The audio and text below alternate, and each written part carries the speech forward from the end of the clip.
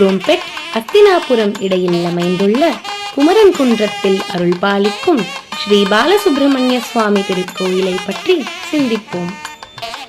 5 நிலை கொண்ட ராஜகோபுரம் கிழக்கை நோக்கி பிரம்மாண்டமாக அமையப்பெற்றுள்ளது.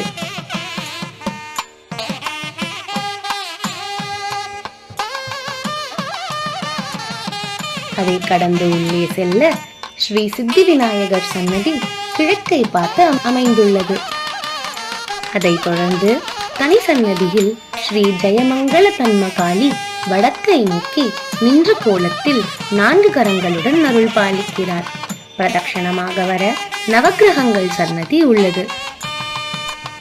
இக்கோயிலில் அரசமரம் ஸ்தலவிருட்சமாக காணப்படுகிறது.